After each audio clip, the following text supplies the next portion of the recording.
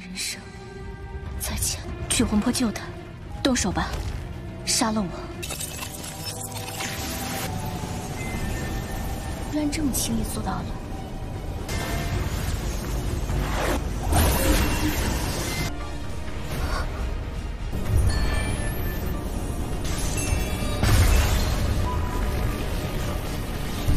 天界圣宗的人，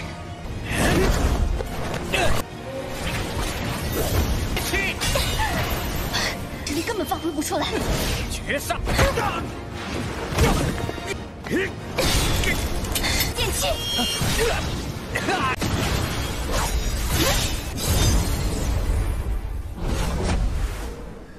Halo guys, welcome back to Kobe Movie. Hari Sabtu nih bos, Mimin gak ada libur-liburnya nih. Demi melanjutkan tonga-tonga kesukaan kalian ya guys. Oke guys, kita lanjutkan bos Suyan dulu, leluhur paling OP sedunia. Di part 42 kali ini, kita semua bakal melihat tetua Losian yang sangat kuat mulai membuat rencana untuk mengganggu si Suyang. Sementara Suyang bakal memulai proses pembangkitan muridnya Pai Lian Sui. Tentu bakal ada pertarungan antara Ling Yao melawan kedua praktisi kuat. Ini bakalan seru nih guys. Dari situ aja udah kelihatan mantap kan? So mari kita review sedikit dulu buat part kemarin, di mana kita semua sudah melihat Suyang menjelaskan semua yang dialami oleh si Ling Yao. Sebenarnya dia itu diibaratkan cumanlah hewan peliharaan guys, buat para saing pedang di sekte pedang surgawi. Jadi setiap hari itu dia dilatih di dalam sebuah formasi. Makanannya pun cumanlah pil, obat, bahan-bahan obat, jamu, dan yang lainnya guys. Gak pernah tuh yang namanya makan daging ataupun makan nasi. Kasihan benar kan? Jadi Sui memberikan sebuah kerjasama, yaitu satu nyawa ditukar dengan satu nyawa. Ling Yao berpikir dalam waktu 3 hari ini, dia pun terus dibuat merasa senang oleh orang-orang dari sekte Tianlan. Seperti Qing Shu yang memberikan makanan, diajak bercanda gurau, bahkan diajak barbeque bareng guys. Di sana mereka menceritakan gimanakah hidup mereka yang terpuruk sebelum bertemu dengan leluhur Suyang. Rata-rata ceritanya sedih banget tuh guys. Makanya dari situlah mereka menganggap kalau Suyang ini sudah seperti leluhur mereka sendiri yang harus dihormati. Itu juga membuat Ling Yao berpikir untuk mengorbankan dirinya guys dalam menyelamatkan muridnya Suyang. Sehingga dengan ini pun kita masuk ke intro ya guys ya.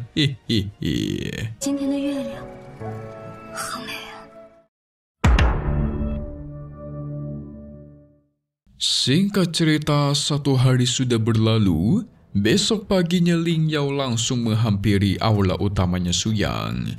Tapi dia sempat kaget melihat Suyang yang barusan sedang asik menghitung harta. Gitu-gitu, Lord satu ini OP tapi suka banget sama harta guys. Dia menyuruh Ling Yao untuk berpikir lagi karena masih ada sisa waktu 2 hari. Tapi Ling Yao merasa sudah tidak butuh. Dia langsung setuju akan satu nyawa ditukar dengan satu nyawa. Sehingga Ling Yao pun dibawa ke hadapan jiwa muridnya Lian Sui. Di sana sudah ada sepotong jiwanya guys. Ling Yao langsung pamit kepada dunia, pamit kepada hidupnya yang tidak berguna. Dia meminta Suyang untuk membantai dirinya sekarang juga, selamatkan Lian Sui tanpa perlu ragu. Tapi ternyata Suyang bukan mau membantai dirinya guys. Membuat Ling Yao bingung dong, jadi apa gitu kan? Yang ternyata maksudnya Suyang itu, dia ingin agar Ling Yao menyelamatkan Lian Sui muridnya dan dirinya bakal diampuni. Jadi bukan dikorbankan gitu loh guys. Dalam artian, Ling Yao membantu dalam penyelamatan Lian Sui, maka nyawanya Ling Yao itu bakal diampuni. Kayak gitu ya guys, makanya kemarin Mimin juga sempat bingung tuh. Masa iya Suyang orangnya jahat gitu ya kan? Ngorbanin nyawa orang lain demi keegoisannya sendiri. Sangat tidak mungkin gitu loh. Lagi pula Qing Shu sudah memasak masakan enak. menunggu Ling Yao kembali ke sekte untuk mencobanya. Satu nyawa ditukar dengan satu nyawa ya. Ya, nggak salah juga sih. Sementara itu di sisi lain, Tetua Lucian sudah mengetahui kalau hati biru laut dalam itu digunakan untuk menyelamatkan seseorang. Dia jadi ingin mencari masalah dengan Suyang karena baginya Suyang yang sangat kuat. Segera Tetua Lucian memanggil dua orang, yang kiri bernama Tong Xuan, yang kanan bernama Tong Ming. Tetua Lucian menyuruh mereka berdua untuk pergi ke Gunung Lingshan daerah utara. Pasti sudah ada sesuatu di sana, karena barusan terjadi sebuah gerakan. Kalau semisal ada orang, maka hilangkan saja nyawanya. Dan kalau mereka berdua bisa melakukan misi ini dengan baik, bakal dia puji-puji di hadapan sang pemimpin. Sehingga dengan begitu, mereka berdua bisa naik pangkat tuh. Wadidaw, musuh baru nih guys. Keduanya langsung berangkat ke Gunung Lingshan tempat Suyang berada. Di sisi lain, Suyang memulai proses pembangkitan si murid Pai Lian Sui. Secara perlahan, bentuk tubuh muridnya sudah sempurna. Tinggal dibagusin sedikit lagi tuh. Suyang menggunakan daun teratai di sana, berhasil membentuk kulit dan dagingnya. Jadi daun teratai itu kan sebagai daging dan kulit. Nah, elemen es ribuan tahun sebagai tulangnya Lian Sui. Masih ada dong. Pembuluh darah spiritual Lian Sui itu ditempa menggunakan kekuatan spiritualnya Suyang. Ini merupakan teknik pembangkitan legendaris yang sudah tidak pernah ditemui di zaman mereka ya guys. Tapi kok Suyang bisa melakukannya dengan begitu mudah ya? Ini sungguh hebat. Proses terus terjadi. Perlahan tubuhnya Lian Sui semakin komplit dan tua. Akhirnya selesai. Tapi ini baru tubuh saja ya. Ibaratkan sebuah robot tapi belum diisikan baterai guys. Belum bisa hidup.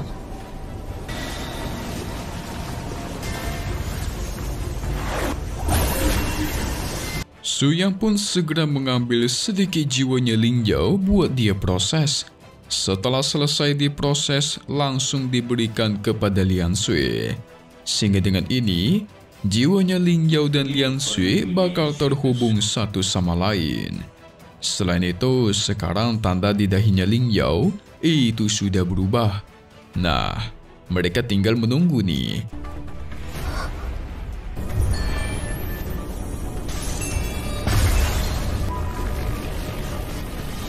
Menunggu sampai jiwa baru Lian Sui ini memunculkan vitalitas atau kehidupan.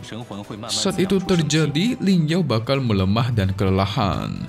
Tapi nggak perlu khawatir. Ketika Suyang berhasil menggabungkan sepenuhnya jiwa Lian Sui yang baru ini, maka Ling Yao bakalan aman. Tapi selama proses itu guys, si Suyang sama sekali nggak boleh diganggu. Karena harus berkonsentrasi penuh. Jadi Ling Yao lah orang yang bakal melindungi Suyang. Sementara itu, kedua penjahat yang dikirim Tetua Luo akhirnya sudah sampai. Mereka merasa aneh dan berpikir pasti ada harta langka di dalam sini.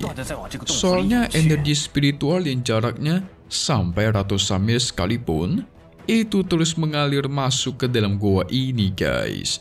Seakan-akan diserap oleh harta itu. Keduanya langsung merasa senang dong. Berpikir sudah mendapatkan tangkapan bagus. Sementara di dalam, Ling Yao bisa merasakan ada kedatangan orang-orang di ranah Tong Tian Puncak. Suyang tidak bisa merasakan itu karena dia yang berfokus menggabungkan jiwanya Lian Sui. Ini bencana ini. Suyang gak bisa ikut campur, jadi Ling Yao lah yang bakal turun tangan. Ling Yao mengenali mereka berdua yang berasal dari sekte pedang surgawinya. Dia pun menyuruh mereka berdua untuk segera pergi. Karena ini bukanlah tempat mereka berdua boleh masuk guys. Tapi keduanya tidak peduli. Sehingga pertarungan pun langsung dilakukan. Sebenarnya musuh-musuh ini itu mudah untuk dilawan guys. Tapi karena jiwa kehidupan Ling Yao tadi yang sempat diambil oleh Su Yang, membuat dirinya tidak bisa mengerahkan kekuatan penuh. Sehingga itu sangat membuat dirinya jadi kesulitan.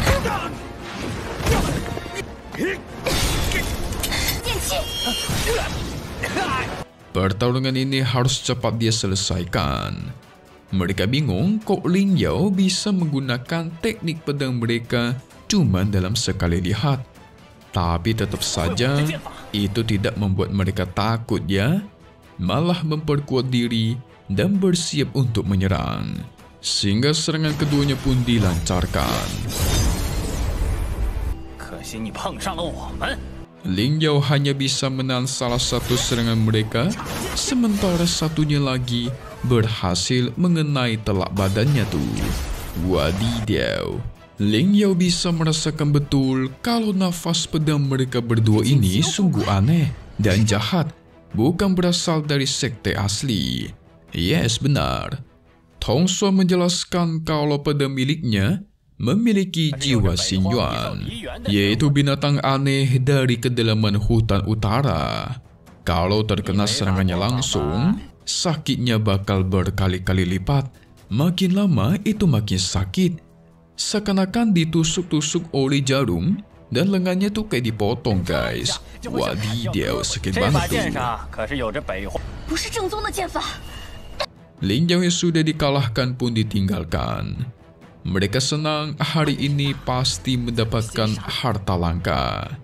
Keduanya juga mengira kalau si Su Yang itu sedang asik menyerap kekuatan spiritual dari harta ajaib di hadapannya. Mendapatkan harta seperti itu pasti bisa meningkatkan ranah mereka secara drastis. Jadi, misi utama mereka sekarang adalah membantai Su Yang dan mengambil harta di sana. Ling Yao berusaha bangkit guys. Dia langsung menyerang dengan segenap kekuatan. Tapi sayang, semuanya tidak berefek. Malah dia diserang balik sampai lumpuh. Waduh.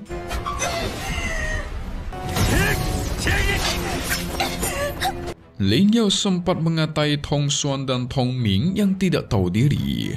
Nggak mau menggunakan ilmu pedang dari sekte sendiri, malah menggunakan ilmu pedang jahat. Teknik yang digunakan oleh Ling Yao barusan itu mirip dengan teknik berasal dari sekte pedang surgawinya. Jadi keduanya pengen tahu nih, dapat dari mana itu teknik? Apa jangan-jangan si Ling Yao juga berasal dari sekte pedang surgawi mereka tuh? Keduanya pun berfikir dan berencana membawa kembali Ling Yao supaya dihukum. Karena sudah begitu berani bekerja sama dengan orang luar dari sekte pedangnya, yaitu Su Yang guys. Ini bakal menjadi hukuman sangat berat. Waduh, gimana nih? Su Yang gak bisa gerak. Kalau bisa mah ini dua kakek auto hilang dalam hitungan detik. Tapi sekarang udah kayak gini, gimana ya? So mari kita masuk ke bagai spoiler buat part 43 ya bakal rilis lagi di hari Selasa ya. Oke guys, jadi entah gimana caranya, tapi si Ling Yao tiba-tiba bangkit. Dia bakal bertarung melawan kedua musuh itu lagi. Tapi kerennya, nanti mata dan tanda di dahinya Ling Yao itu bakal nyala jadi berwarna kuning. Harusnya ini kekuatan Su Yang ya, tapi kok bisa dia dapat ya? Sementara itu, para saint pedang memutuskan untuk berperang melawan sekte Tianlang. Wadidaw, seru nih, seru. Akhirnya musuh-musuh kuat muncul ya. Gimana cara mereka melawan si Su Yang nanti? Ada juga si tetua Luoxian yang bakalan datang untuk mengganggu Su Yang. Meme akuin itu orang kuat guys, bisa selalu selamat dari serangannya Su Yang. Kira-kira apa rahasia di baliknya ya? Mencurigakan. So kita bakal melihatnya lagi di part 43. Selesai dulu untuk part 42 Lian Shishuanian, 100,000 Years of Revining Qi, atau 100.000 tahun pemurnian Qi ya guys. Update lagi nanti untuk part-part selanjutnya, dan yes, hanya di sini Kobe Movie. Thank you buat kalian semua yang nonton dan selalu support channel Mimin. Semoga kalian semua sehat selalu ya. Mimin mau pamit undur diri dulu. Kita bakal ketemu lagi di video-video selanjutnya. Oke kalau gitu, see you guys.